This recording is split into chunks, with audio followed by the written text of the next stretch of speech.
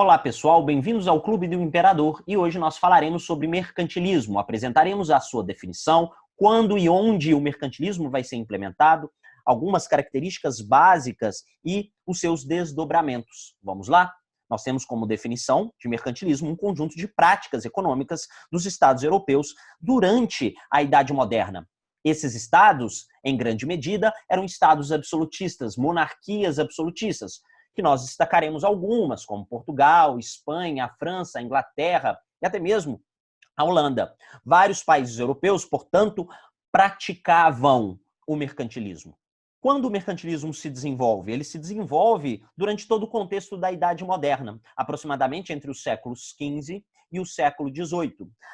Há de se notar que esse termo, mercantilismo, ele foi cunhado por economistas do século XIX que apresentavam algumas críticas com relação a esse modelo anterior. Haja vista que, nesse momento, o século XIX, há uma valorização ao Estado liberal e à economia liberal. Bom, nós temos como característica básica do mercantilismo a intervenção do Estado na economia, ou seja, o Estado ele controla a economia. Para quê?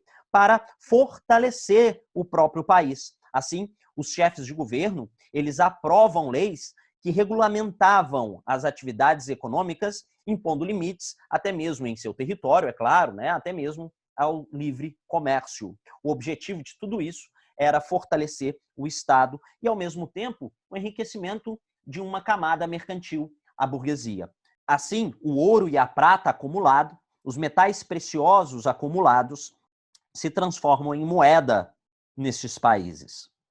O ouro e a prata garantiam a formação de uma burocracia estatal, a manutenção do exército e até mesmo da frota naval nacional. Bom, um exemplo disso é a pilhas de estatutos. As pilhas de estatutos eram um conjunto de leis que foi constituído no governo de Henrique VIII e, posteriormente, da sua filha, a rainha absolutista Elizabeth I, a rainha virgem.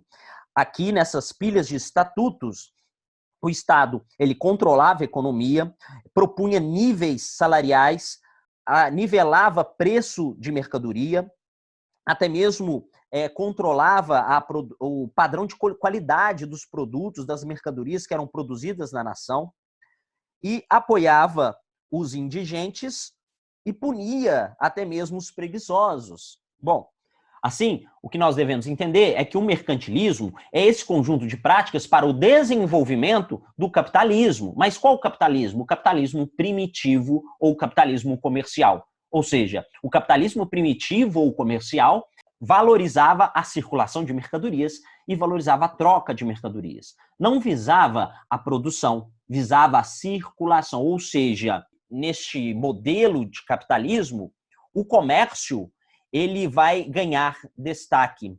O lucro recai sobre as atividades comerciais. Logo, atividades industriais, atividades do campo, na agricultura, são atividades subsidiárias. Tá bom, pessoal? Quais são as práticas ou quais são as estratégias comuns a todos os países que aplicam o modelo mercantilista?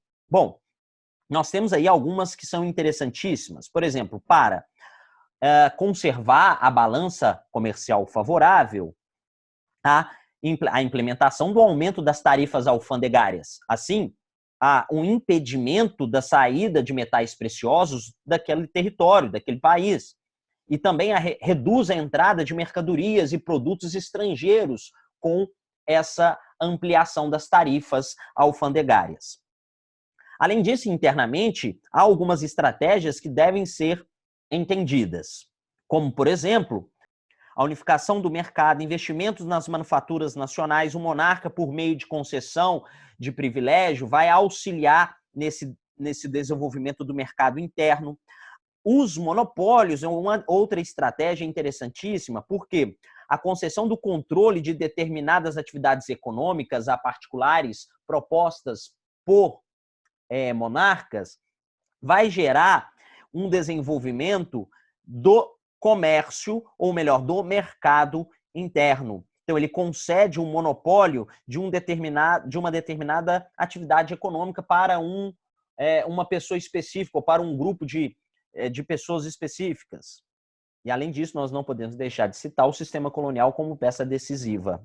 devido ao exclusivo colonial existente, onde a colônia ela vai se relacionar com a metrópole, efetivamente com a metrópole, garantindo o desenvolvimento do mercado interno, cedendo a essa metrópole, por exemplo, matéria-prima. Além disso, havia esse exclusivo, ou seja, a colônia comercializava somente com a metrópole. Há exceções, há momentos de afrouxamento desses laços entre colônia e metrópole, onde a colônia comercializará com outras nações, outros países, mas é exceção, porque comumente a colônia comercializaria somente com a metrópole.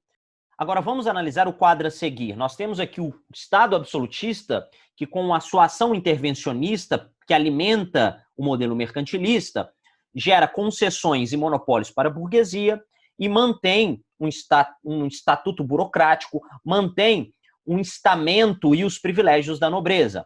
Bom, para conseguir administrar dessa forma, o Estado cria meios para alimentar o modelo mercantilista, como, por exemplo, as barreiras alfandegárias, o estímulo à expansão marítima e colonial, aumento da população e o incentivo das manufaturas nacionais.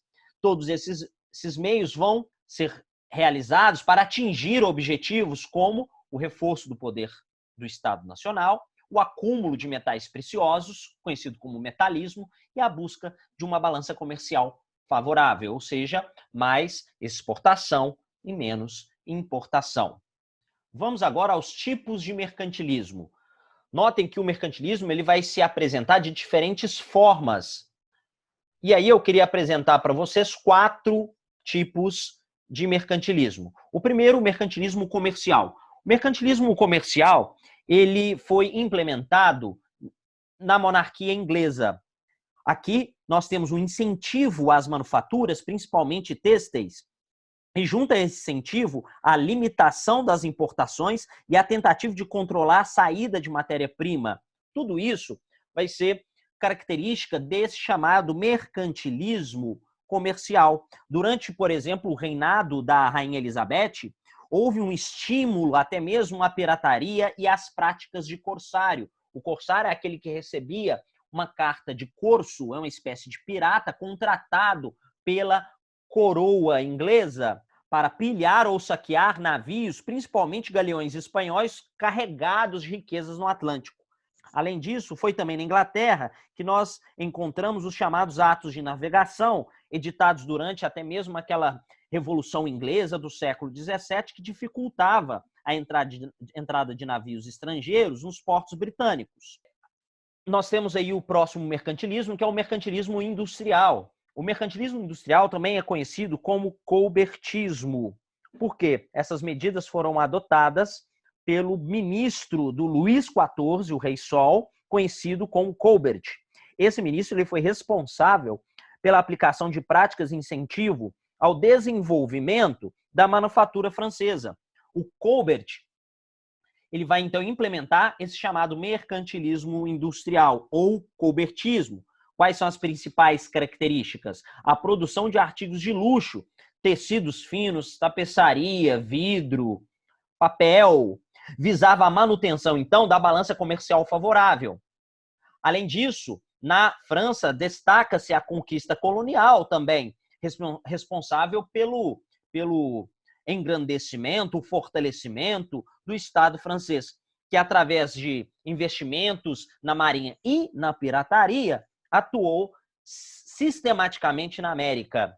Passando, nós temos também o chamado mercantilismo bulionista, aplicado pelos países da Península Ibérica. No caso, Portugal e Espanha vão implementar o chamado mercantilismo bulionista, que nada mais é que um acúmulo de metais preciosos, a estocagem de ouro e prata, que foram praticados tanto pela Espanha quanto por Portugal.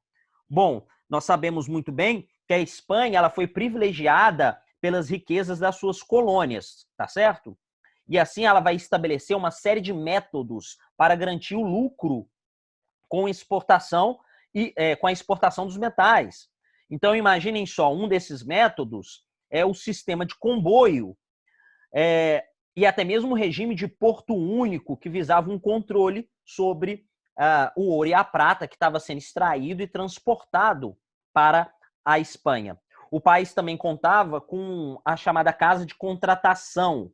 Essa Casa de Contratação ela era sediada em Sevilha, que na verdade foi um órgão que regulamentava o comércio colonial. E, por fim, ela contava também, a Espanha, com a sua marinha de guerra, a chamada Invencível Armada, para auxiliar a Espanha na proteção, né, das suas riquezas. Pessoal, com a coroa portuguesa, houve também certas estratégias para a manutenção do chamado metalismo ou mercantilismo bulionista. Exemplo disso foi que no século XVIII, né, o auge do período da exploração aurífera nas Minas Gerais, foi criada uma série de impostos, foram estabelecidos uma série de impostos que visava até mesmo impedir os desvios e contrabando dos metais preciosos, principalmente do ouro.